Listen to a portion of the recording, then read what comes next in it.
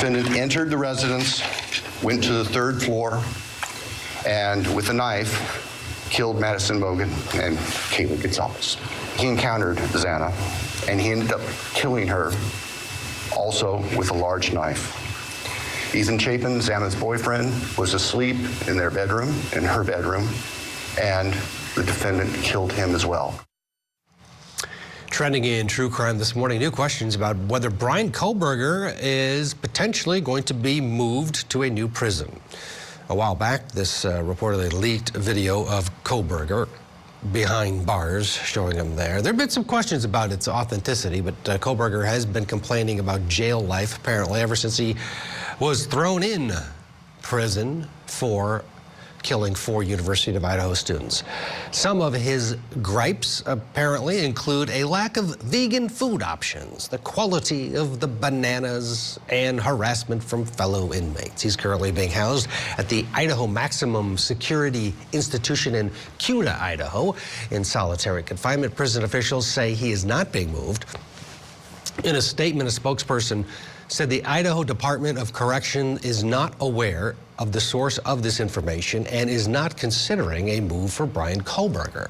But a law enforcement source says it is true that Bryan Kohberger is being moved, and that source is joining us live this morning right here on Opening Statements. Former homicide detective, friend of the show, Chris McDonough.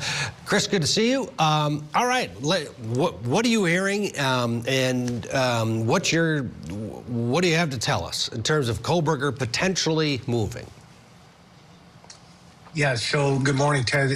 So I have a reliable source inside the prison system that has shared with me that IDOC is currently considering possibly transferring him to another facility via an interstate pact agreement, which basically is an MOU between prisons to house other inmates. This is already going on through IDOC, where they house hundreds of other inmates out of state, primarily in Arizona, Texas, and Colorado. So this is not unusual for these types of conversations to be taking place. Yeah, the main driver. Oh, yeah. Go ahead. Yeah, one example is Richard Allen, the Delphi killer out of Indiana. He's now in Oklahoma. What does, I guess you were just getting to that. What does motivate an institution to say, you know what, let's dump this guy? Well, in this particular conversation that I've been made aware of, it's primarily because of overcrowding and the fact that he's such high maintenance, right? The capacity was designed for, or the IDOC prison was designed for about 8,000 inmates, and currently they're carrying about 10,000, and they're also short-staffed. So this is the overcrowding conversation, which is the key factor, I believe, that would probably be considering this type of a move. And for the institution, having someone like him does take more resources just because of the nature of his high-profile crimes and the fact that he's a target. They basically have to protect him, which is ironic, but true. Yeah, exactly, Ted. And my source indicates that, they're aggressively pursuing this.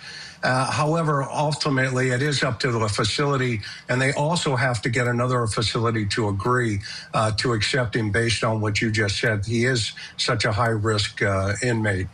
Do they put him, from one problem to the next in another facility? Let's bring in criminal defense attorney David Gelman to join our discussion. David, good morning to you. This is a guy that is a target, and there's no doubt about it that a prisoner in any of these states that he might end up in is waiting because he's the worst of the worst. How does that factor into all this, and what's your take on the reporting from Chris here that they want him out of Idaho?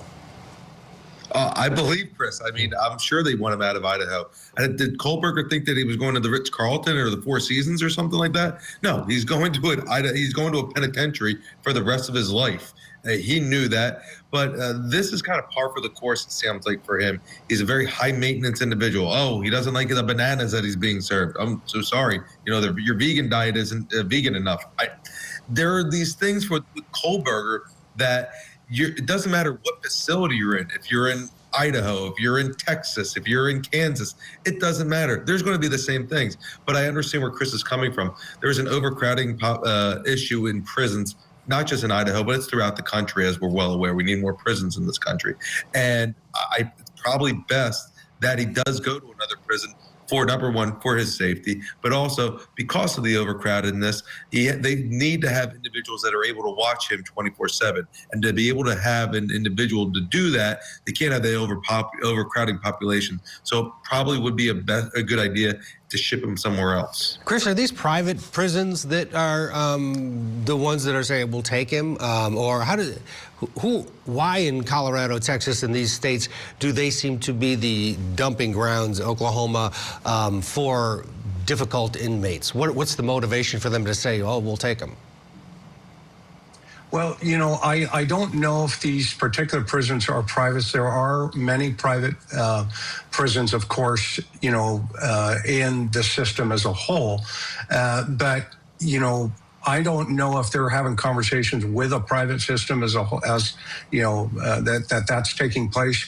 And of course, you know, Bryan wouldn't be told this until likely the day of transfer, and possibly that's why IDOC is downplaying this currently behind the scenes. So, David, what do you tell a client that's heading off to prison that you can't win them all? And sometimes you lose a case and you got a guilty person next to you. What advice do you give? Obviously, you're not representing Bryan Kohberger, but anybody is in potential peril. What do you say? You know, I tell them, keep your head down, you know, do your time. You're going to come out of it a better person, hopefully. You know, it's what can you really say? You know, I've never been in a situation going to prison, and so I imagine it's pretty tough. But these individuals, you know, you're going to be sentenced. And you're sentenced within like 6 months or 6 weeks, 8 weeks in New Jersey. So you have time to prepare for it. And I think that's all you can do. Kohberger is obviously a totally different animal together because he ain't coming out. So it doesn't matter if you keep your head down or not. You're not coming out of there. You're in there for your life, buddy. Yeah, the old pine box. That's how he's going to get out. Chris, thank you. Appreciate your availability this morning.